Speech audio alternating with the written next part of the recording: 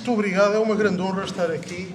Cumprimento todo o auditório, muito cordialmente, os meus colegas de mesa.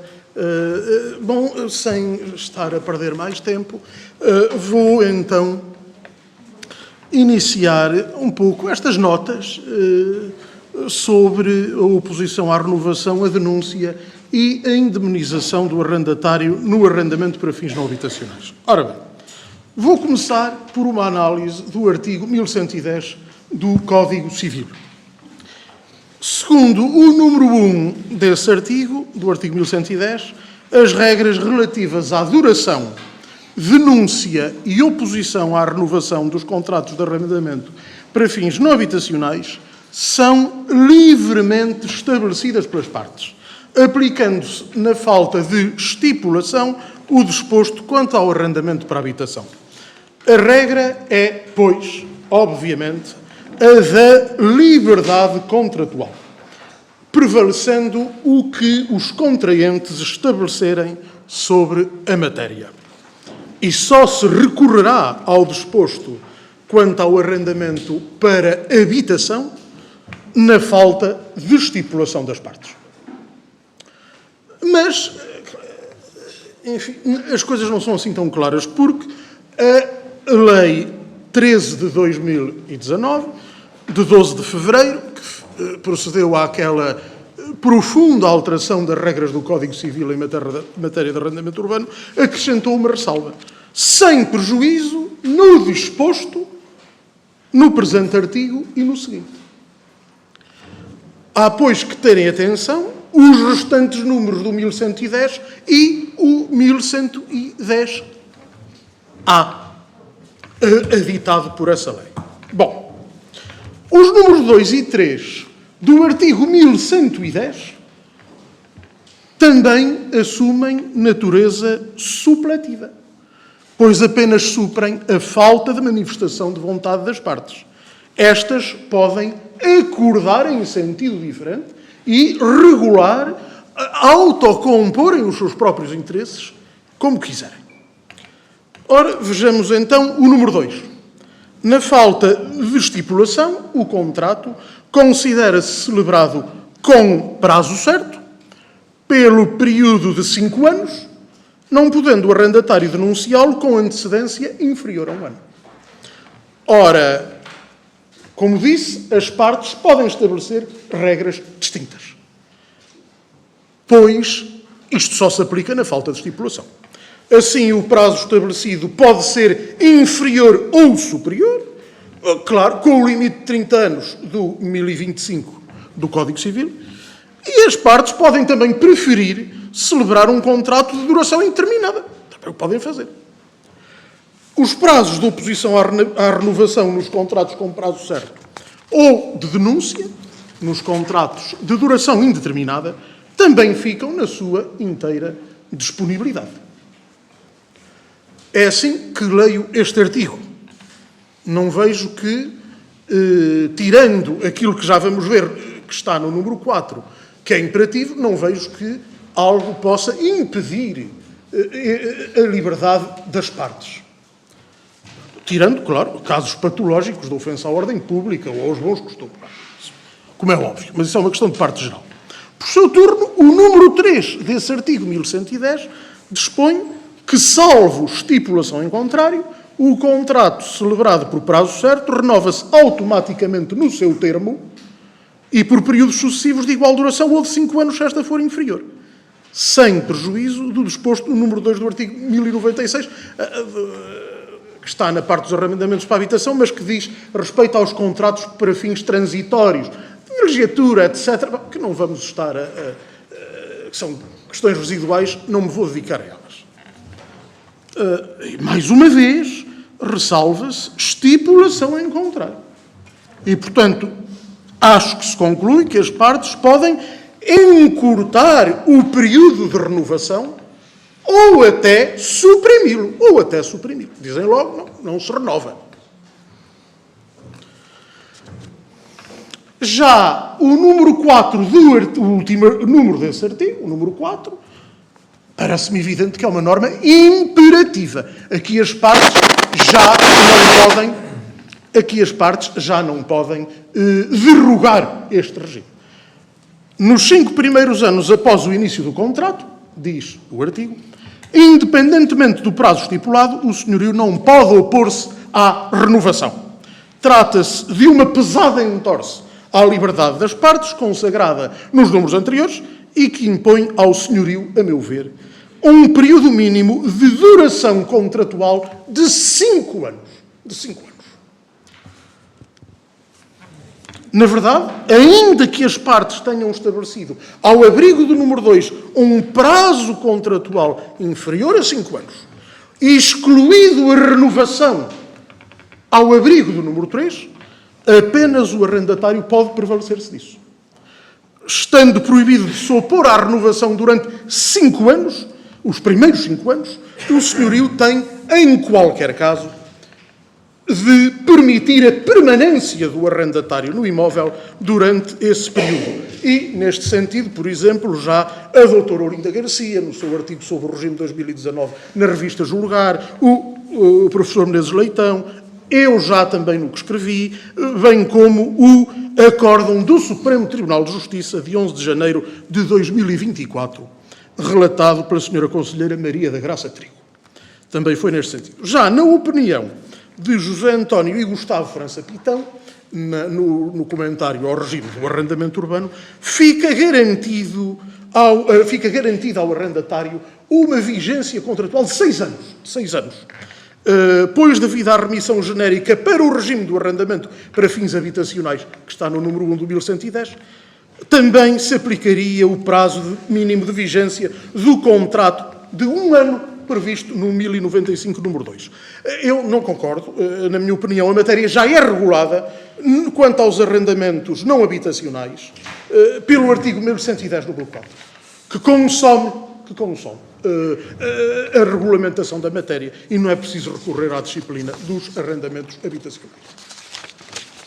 Mas este número 4, a interpretação deste número 4, tem suscitado outros problemas que já chegaram aos tribunais.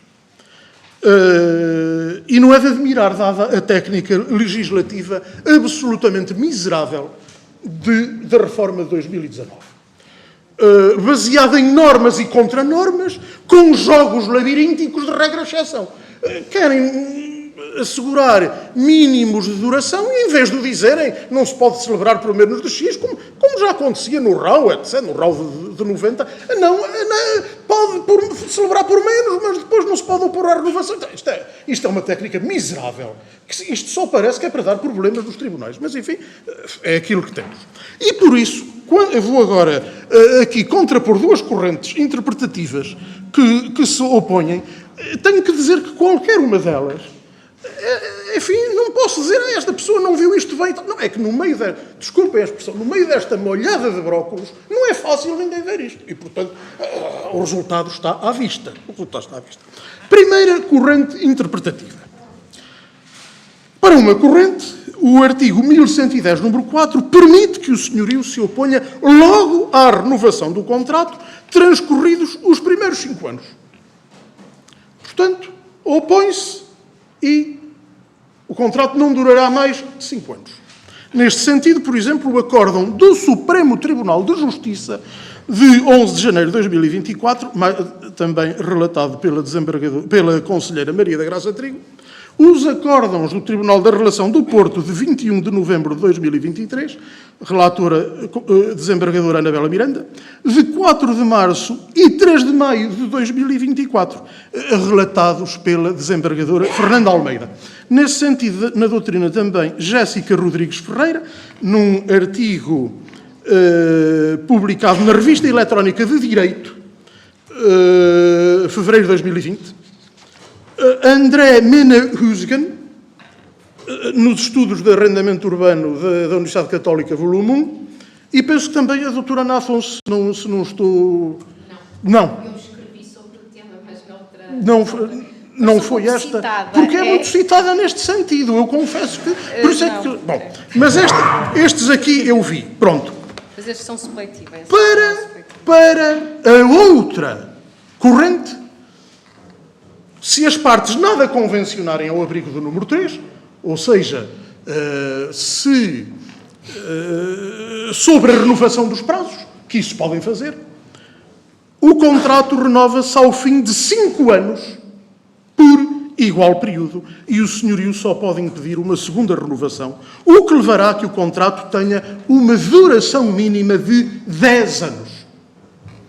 Neste sentido, os acórdãos do Tribunal da Relação de Lisboa de 29 de setembro de 2022, relator desembargador Pedro Martins, e de 27 de outubro, também de 2022, relator desembargador Eduardo Peterson Silva, e de 27 de outubro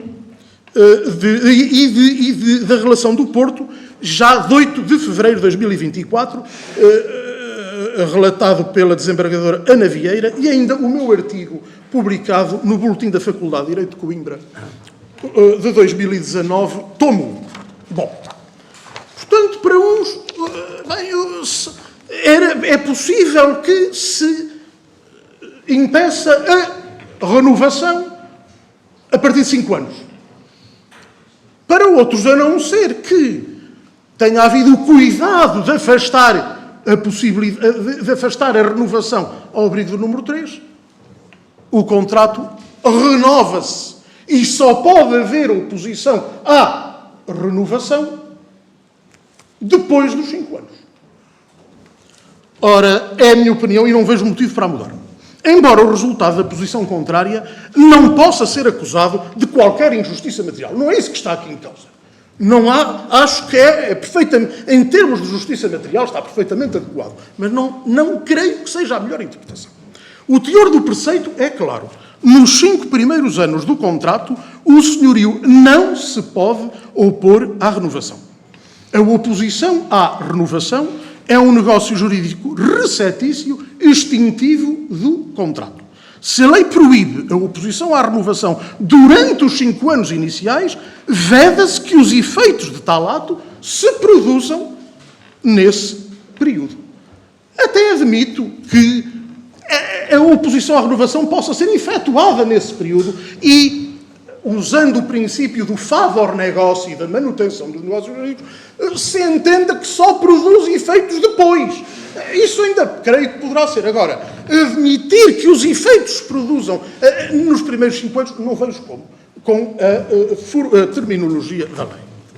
Não creio, salvo o devido respeito, que se possa interpretar este dispositivo num sentido igual ao número 3 do artigo 1097, relativo aos arrendamentos habitacionais. E que dispõe a oposição à primeira renovação do contrato, por parte do senhorio, apenas produz efeitos decorridos 3 anos da celebração em causa, mantendo-se o contrato em vigor até essa data. Ora, no artigo 1110, número 4, proíbe-se o próprio ato de oposição à renovação, durante 5 anos, o que é muito diferente. É muito diferente. Criticar esta opção por impor ao senhorio a duração do contrato por 10 anos, para mim faz pouco sentido, por vários motivos. Primeiro, a solução não é inédita. Dizer, mas que vinculação terrível. A solução não é inédita. Era esse o regime do artigo 1110, número 2, do Código Civil, na versão dada pela Lei 6 de 2006, de 27 de fevereiro. Prazo contratual supletivo de 10 anos. Não é uma solução absurda e fora do horizonte do legislador e, na verdade, até parece que se quis regressar. Tal como em muitos pontos a reforma de 2019 regressou a certo tratamento mais favorável do arrendatário, aqui também o fez e voltou ao que era. Em segundo lugar, as partes podem, ao abrigo do número 3 do artigo 1110, excluir a renovação, para além dos primeiros 5 anos, e evitar a solução supletiva. Podem fazê-lo. Mas não me parece curial querer chegar a esse resultado através de uma interpretação do número 4 que força o seu sentido. Não, as partes podem impedir isso, mas têm que o fazer excluindo a renovação.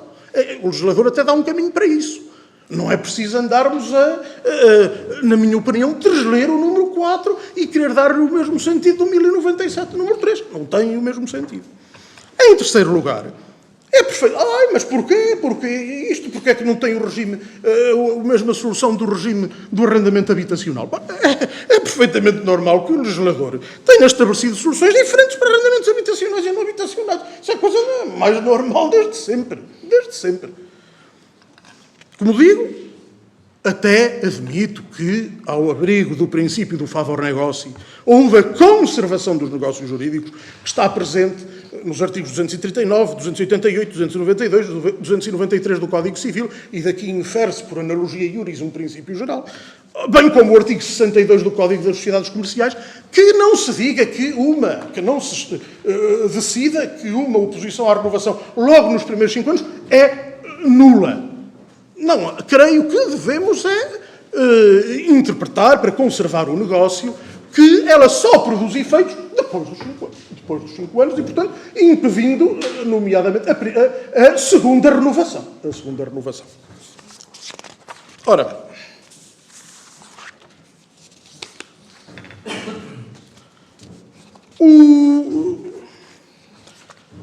O número 4 do 1110 é o único limite à liberdade das partes. Decorridos os 5 anos, a disciplina estabelecida pelas partes vigora plenamente, podendo a renovação ser suprimida ou os seus períodos diminuídos ou aumentados. Aí as partes podem usar o número 3 para isso. Outra questão que se tem suscitado. Como se observou, o número 2 do artigo 1110 estabelece que, no silêncio das partes, os arrendamentos não habitacionais são celebrados por prazo certo de 5 anos, denunciáveis pelo arrendatário com pré-aviso de 1 ano. Ora, defendo que este regime, que é supletivo, também se deve aplicar supletivamente a outras situações de arrendamentos não habitacionais, nomeadamente contratos celebrados por mais de 6 anos e contratos celebrados sem duração indeterminada. Celebrados com duração indeterminada. Parece-me que não faz sentido recorrer ao disposto para os arrendamentos habitacionais fora da hipótese do número 2 do artigo 1110. É ilógico que um contrato de 5 anos, com prazo de 5 anos, decorrente do regime supletivo do 1110, número 2, tenha de ser denunciado pelo arrendatário com um pré-aviso de 1 ano, mas um contrato de 6 anos se possa extinguir com uma oposição à renovação de 120 dias, nos termos do artigo 1097, número 1, alineado. Ou a denúncia de um contrato sem duração limitada com um prazo de 120 dias ou 60, nos termos do artigo 1100. Isto é uma incongruência. Permitir que um contrato com prazo de 6 anos possa haver oposição à renovação por um período inferior do que por 5 anos. Ou um contrato de duração indeterminada também possa ser denunciado com um período inferior. Isto é uma incongruência. Isto não se pode admitir. Nós temos que, na minha opinião, por uma questão de unidade do sistema jurídico, nós temos que aplicar esse prazo nas outras situações. Senão, chega-se a este absurdo. Reparem, o artigo 9, número 3 do Código Civil dispõe: na fixação do sentido e alcance da lei, o intérprete presumirá que o legislador consagrou as soluções mais acertadas e soube exprimir o seu pensamento em termos adequados. Presumir que o legislador permite tão gritante incongruência é o contrário disso. Assim, o artigo 9, número 3, impõe recorrer à interpretação enunciativa da lei, ou seja, com base em raciocínios lógicos, através de um argumento a fortiori, um argumento de maioria de razão. Se o legislador exige ao arrendatário um pré-aviso de denúncia de 1 ano em contratos com prazo de 5 anos, por maioria de razão o impõe nos contratos com prazo superior a 5 anos ou celebrados sem prazo. Em sentido contrário, pronunciou-se logo desde o início, desde a promulgação da lei de 2019, o professor Menezes Leitão, embora ele mesmo foi o primeiro a dizer que isto era uma incongruência terrível. E na jurisprudência, o acórdão do Supremo Tribunal de Justiça de 14 de março de 2024, mais uma vez relatado pela conselheira Maria da Graça Trigo, onde se refere, e vou citar o acórdão: esta é uma aporia que apenas poderá ser ultrapassada pelo legislador, não cabendo ao julgador e intérprete neutralizá-la através da entorse da solução que se afigura resultar da interpretação do regime legal vigente. E, de qualquer forma, sempre a solução alternativa, a aplicação supletiva do prazo de pré-aviso de 1 ano previsto no 1110, número 2, não conduziria a resultados minimamente coerentes, uma vez que, na linha de referido por tal, não vale a pena estar aqui porque até pode não ser, tal prazo de pré-aviso seria aplicável a contratos com duração igual ou inferior a 1 ano. Bem, esta argumentação do Supremo Tribunal de Justiça não me convence minimamente. Não devemos partir de um legislador absurdo e que consagra incoerências. Como dizia um querido professor meu, segundo o artigo 9, número 3, mesmo que o legislador tenha sido um asno, nós temos que presumir que ele foi um asno. E isto aqui é partir de um asno. E nós não podemos partir de um asno. Ora bem, a lei tem de ser interpretada com recurso a raciocínios lógicos, como de maioria de razão, para não se cair em soluções desproporcionadas e incongruentes. Ao contrário do que se diz no aresto, o intérprete deve optar pelo caminho racional e afastar aporias, os tais becos sem saída. E aqui pode fazê-lo sem quaisquer dificuldades. O legislador certamente não as desejou. Por outro lado, não me parece muito rigoroso afirmar que o prazo de pré-aviso de 1 ano seria aplicável a contratos com a duração igual ou inferior a 1 ano, pois tais contratos, na prática, são impedidos pelo 1110, número 4, que impõe imperativamente uma duração mínima de 5. Portanto, bom, ou seja, esta jurisprudência parece-me que aqui, quando é perfeitamente possível usar um argumento lógico, foge dele. Mas quanto ao artigo 1110, número 4, em que é óbvio que há uma proibição da oposição à renovação nos primeiros 5 anos, já usa o argumento lógico. Mas nos arrendamentos habitacionais não é assim. Bom, não compreendo muito bem isto. Vamos agora passar, sem delongas, à análise do artigo 1110-A. 1110-A. Que é aquele que falta e que o legislador logo ressalva. O número 1 estabelece que o senhorio apenas pode denunciar o contrato nos casos previstos nas alíneas B e C do artigo 1101. Assim, afastou-se a denúncia por necessidade de habitação pelo próprio senhorio ou pelos seus descendentes em primeiro ano. Pronto. Ou seja, ficaram só os outros dois fundamentos. A denúncia é uma forma de cessação dos arrendamentos sem duração determinada e, portanto, ocorre quando as partes, ao abrigo da liberdade que têm, segundo o 1110, número 2, optam por afastar o regime supletivo e celebram expressamente um contrato sem duração determinada. A denúncia não motivada da alínea C do artigo 1101, que é aquela que se faz com uma comunicação de 5 anos ao arrendatário, ou com um prazo mínimo de 5 anos ao arrendatário, sobre a data em que se pretende a cessação, não levantará grandes dúvidas. Mas, sinceramente, creio que, ao abrigo da liberdade que o 1110, número 1, dá, os contraentes podem afastar o artigo 1104, que exige a confirmação da denúncia pelo senhorio com a antecedência máxima de 15 meses e mínima de 1 ano, em relação à data da efetivação da denúncia. Acho que sim. Acho que aqui há margem para excluir isso.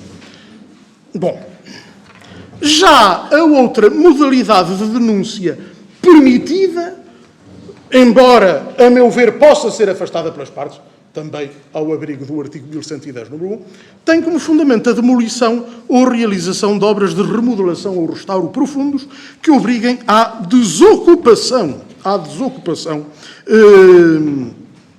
do locado, desde que não resulte local com características equivalentes às do locado, onde seja possível a manutenção do arrendamento, o artigo 1101, a linha B, e fica sujeito àquele regime enorme, com aqueles requisitos técnicos todos, do artigo 1103.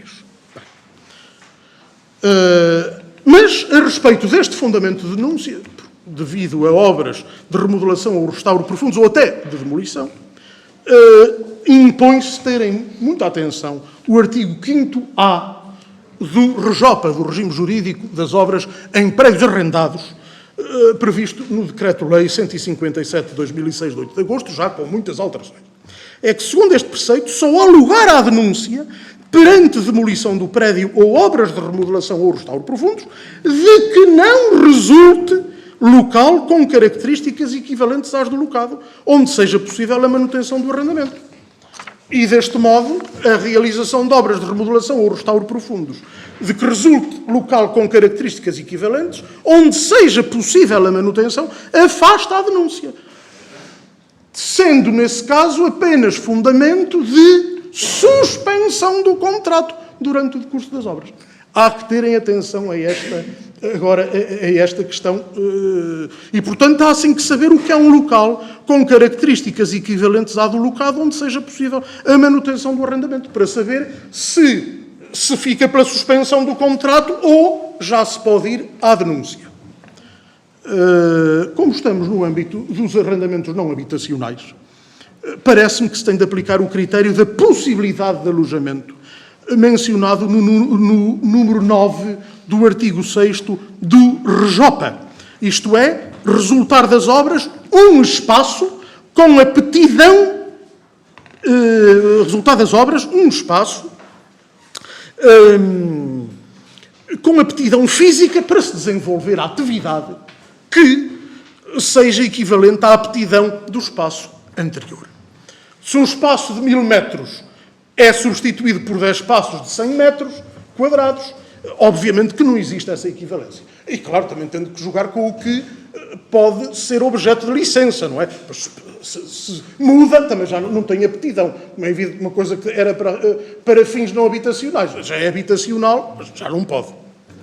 E atente-se ainda nos números 7 e 9 do REJOPA, desse artigo do REJOPA, do artigo 6º, relativos à remodelação ou restauro profundo do imóvel em que esteja situado o estabelecimento ou entidade reconhecidos como de interesse histórico e cultural ou social, hipótese em que o estabelecimento ou entidade se mantém no local, aí afasta-se a denúncia.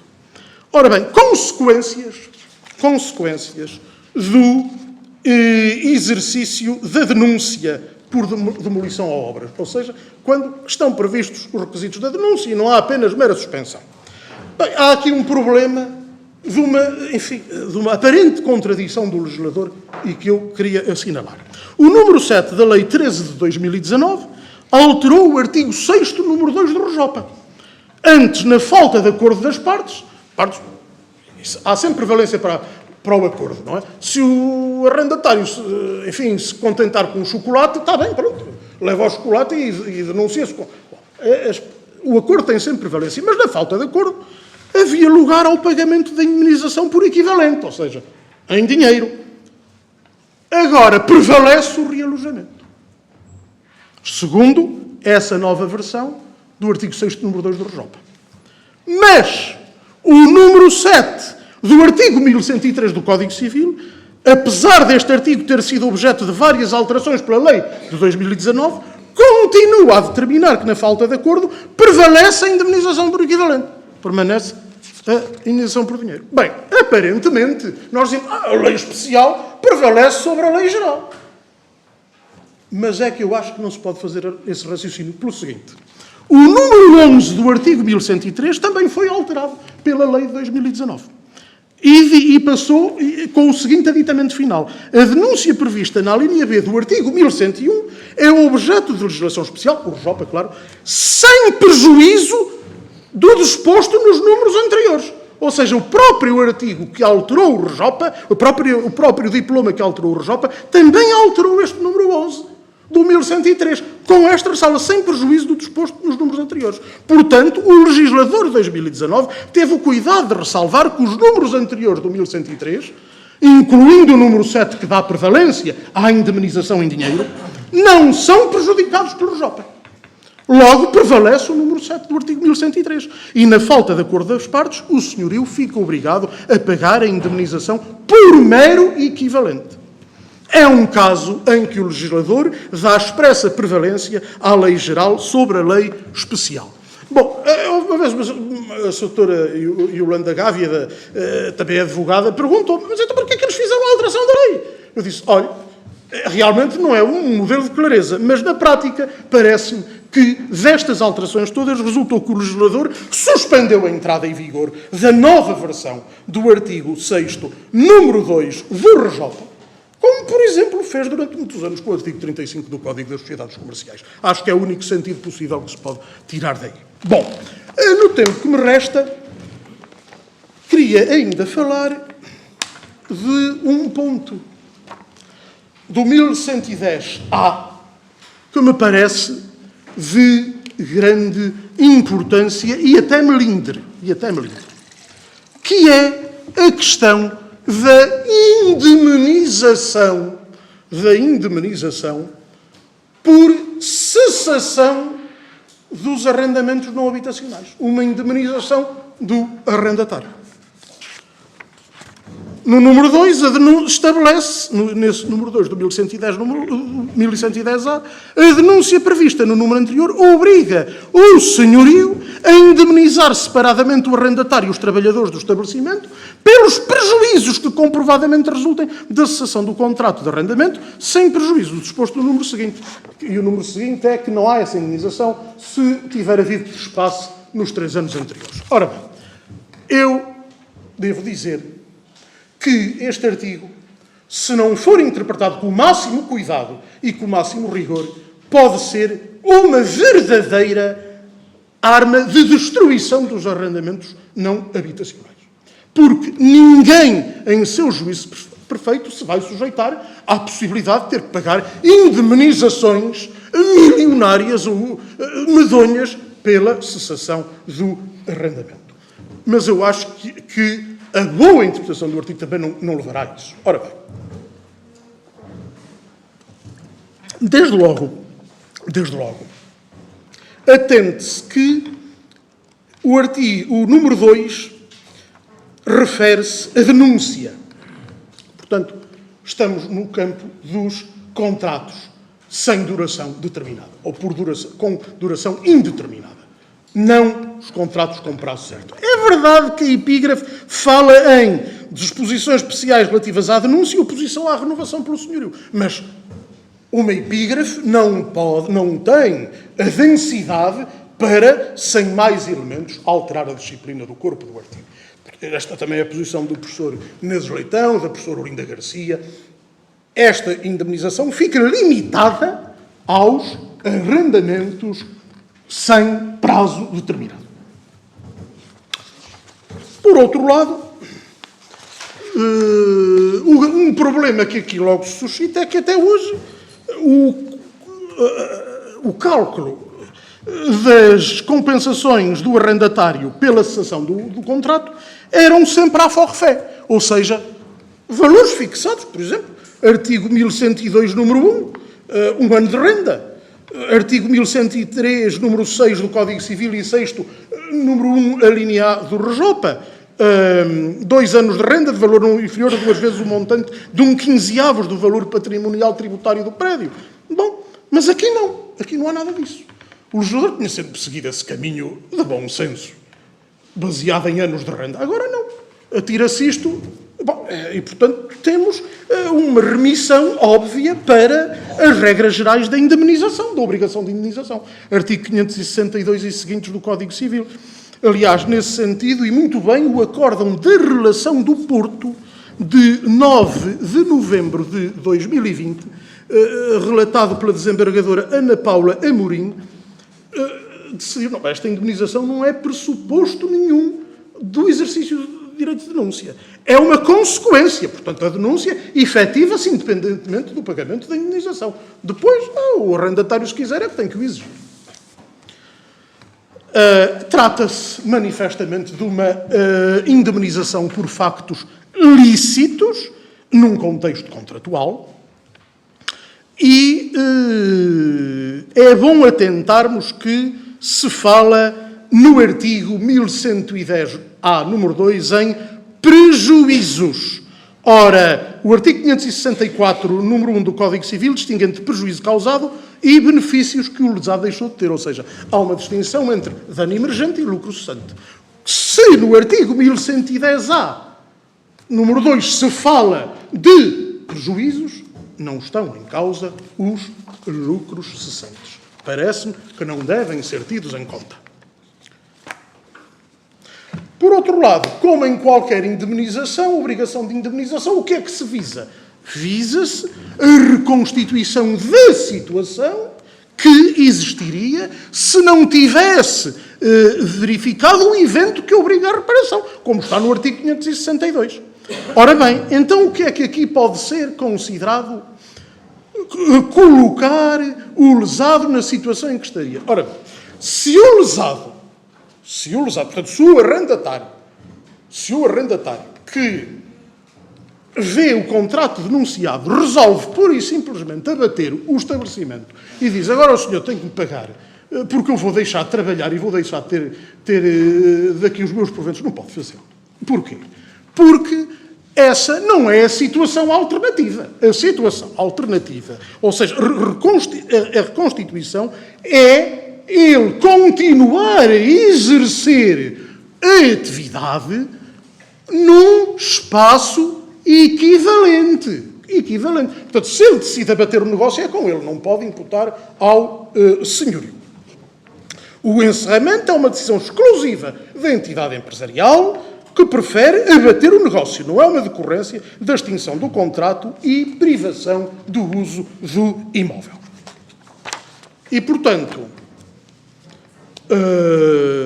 com a denúncia, o estabelecimento ficou amputado, sim, de um dos seus elementos, o direito ao espaço, mas não dos outros. E sabemos bem, como se vê das normas do trespasse, que o uso do imóvel não pode ser de maneira nenhuma o único elemento. Não é o único elemento do estabelecimento. Se um estabelecimento se algo tiver como único elemento o direito ao imóvel, não é um estabelecimento. E, portanto, o senhorio está, assim, obrigado a indemnizar os prejuízos causados pela transferência do estabelecimento, colocando o arrendatário, pela transferência, ele tem que o transferir para o outro lado, colocando na situação em que estaria sem eles e, assim, se reconstituindo a situação prévia, que era a exploração do estabelecimento num espaço arrendado. Exemplos desses prejuízos. A desinstalação das coisas, a mudança, por exemplo, o pagamento que teve que fazer à empresa dos transportes, os custos com a instalação no novo local, como montagem de maquinarias, obras de adaptação do novo imóvel, gastos com mediação imobiliária, despesas fiscais e administrativas ou indemnização a pagar a fornecedores cujos serviços se tornaram desnecessários. E também é de considerar o acréscimo dos custos com o arrendamento do novo espaço equivalente, nomeadamente a renda em excesso que se passa a pagar e outros encargos como condomínio. Mas atenção, não é pagar a nova renda, é o que exceda. Se pagava 2.000 e passa a pagar 2.400, é só 400. E obviamente, que é só... O cálculo tem que ter em base o período a partir da cessação do contrato em que o arrendatário não pudesse denunciar ou opor-se à renovação. Neste caso, denunciar, porque parece-me que é só para os contratos de duração indeterminada, que, na minha opinião, é um ano. Há quem entenda que não, e ainda é menos, não é? Que se remeter para a tal questão da remissão para os arrendamentos habitacionais. Não é por mais do que isso, porque há um requisito de certeza do dano. E ninguém pode ter a certeza do dano a partir do momento em que o arrendatário pudesse denunciar o contrato. É só durante o período em que ele não pode denunciar após a extinção. Portanto, é um ano. Neste caso, se fizermos as contas, um exemplo deste, um sujeito pagava 2.000 euros, toma de arrendamento um novo imóvel por 2.200, é uma indenização de 2.400, que é aquela diferença, 200 vezes 12 meses durante um ano. Não passa disto. Isto era uma questão monstruosa, isto não poderia ser. Bom, por outro lado, mas falei da transferência do imóvel para outro local. Mas que local? Então, um indivíduo que tivesse o estabelecimento a funcionar em Fornos de Algodres, um estabelecimento de 50 metros quadrados, e há que arrendar um de 1.000 na Avenida da Liberdade? Não.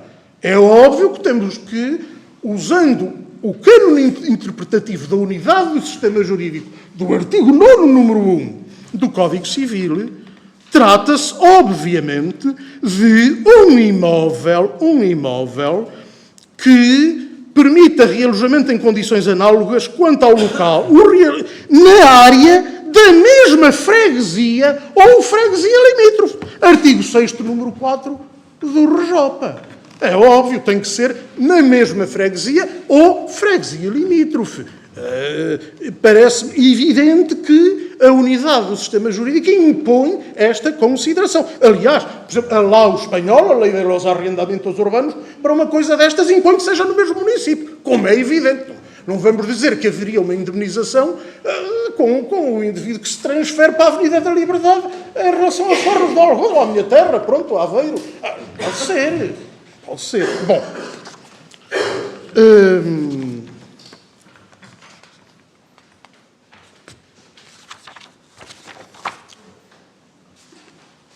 Claro que o próprio senhorio pode optar pela reconstituição natural, que até tem prevalência sobre a indenização por equivalente, nos termos do artigo 566 do número 1 do Código Civil. E, portanto, providenciar ele mesmo, por exemplo, a mudança, a instalação noutro sítio e até um imóvel com condições semelhantes, obviamente. E também para o senhorio se aplica o artigo 6º, número 4 do RJ. Obviamente tem que ser um imóvel com condições análogas na mesma freguesia ou freguesia limítrofe. Bom, penso que isto não se aplicará, em princípio, aos arrendamentos para atividades que não comércio e indústria, porque aí não há a figura do estabelecimento, e aqui claramente está pressuposto o estabelecimento. Não há esta indemnização se tiver havido trespasse há menos de 3 anos. Parece óbvio o porquê. Porque ainda não se criou uma solidez do estabelecimento nas mãos daquela pessoa que mereça tutela ressarcitória, nomeadamente já haver fidelizações de clientela, etc. Depois o artigo também fala de indemnizações a trabalhadores. Indemnizações a trabalhadores. Bom, queremos que aqui também não é ressarcível a perda do emprego, porque se o arrendatário abateu o negócio, foi porque quis. Em vez de o transferir para outro local na mesma freguesia ou freguesia limítrofe, mas o que é que isto dará? Na minha opinião, vai resultar nisto. É que, segundo o artigo 194, número 4 do Código do Trabalho, as despesas do trabalhador decorrentes do acréscimo dos custos de deslocação e de mudança de residência ficam a cargo do empregador. Bom, aqui, portanto, ele aí pode repercutir para o senhorio. Mas atenção, como não faz qualquer sentido que não seja transferência do estabelecimento para freguesia limítrofe, para a mesma freguesia ou freguesia limítrofe, é evidente que não há a questão da mudança de residência. Por isto, ninguém precisa de se mudar de residência. E, portanto, fica apenas obrigado ao pagamento do acréscimo de despesas com transporte. Por exemplo, podia ir a pé, agora tem que apanhar o autocarro. E também só durante o período de denúncia do contrato que o arrendatário teria. Para respeitar o tempo, porque gosto sempre de o fazer, até nas minhas aulas os meus alunos às vezes me gozam que vamos lá ver se... Não gosto de comer tempo a ninguém. Não vou estar a esmiuçar mais questões daqui, porque todas as outras estão muito... A da indenização são muito claras na lei, não vale a pena estarmos com grande demora e, portanto, respeitando escrupulosamente o tempo, fico-me por aqui, obviamente disponível para responder a todas as questões que quiserem no momento que o Sr. Presidente entender. Muito obrigado.